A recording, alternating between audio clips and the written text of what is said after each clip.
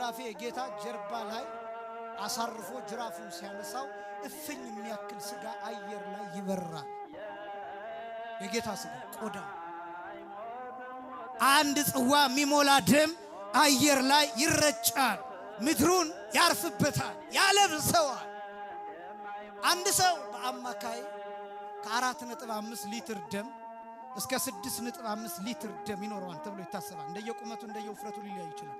ክርስቶስን በመካከለኛ ቁመት ብንገልጠው ኦልሞስት 6 ሊትር ደም በአካሉ ይገኛል። ደሙ ፈሶ እስኪያልቅ ድረስ 6 ሊትር ደም 6 ሊትር ደም አይኑን ሸፍኖት ማየት እስከማይችል ድረስ እንኳን አይደለም 6666 ጊዜ የተገረፈ ይቅርና አንድ ጊዜ የተመታ ሰው ፊቱ ይዞርበታል። እንደምታውቁት ክርስቶስ እንደዚሁም ሆኖ መስቀል ላይ እየጮኸ ነው የሞተው።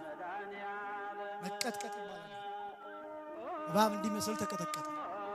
ክርስቶስ እባብ እንዲመስል፣ ኃጢአተኛ እንዲመስል፣ ዲያብሎስን እንዲመስል፣ ዲያብሎስ አይደለም ሰይጣን እንዲመስል፣ ሰይጣን አይደለም ግን እንዲመስል፣ ኃጢአተኛ አይደለም ግን ኃጢአተኛ እንዲመስል ተቀጠቀጠ ክርስቶስ።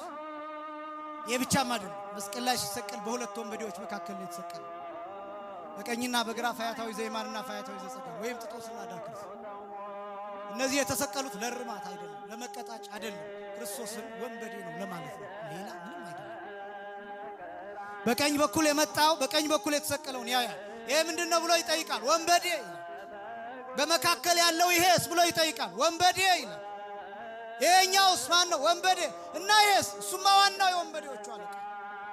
እንዲህ ለማለት በሁለት ወንበዴዎች መካከል ሰቀሉት፣ ቀጠቀጡት። ሌባ ለማስመሰል ቀጠቀጡት፣ ወንበዴ ለማስመሰል ቀጠቀጡት፣ ኃጢአተኛ ለማስመሰል ቀጠቀጡት፣ በቡጥ መቱት። ያለ የሌለ ስድብ እሱን አወረዱበት፣ ፊቱን ሸፈኑ፣ ላዩን ጭንቅላቱን በዘንግ እየመቱ አንተ ክርስቶስ ነህ አይደል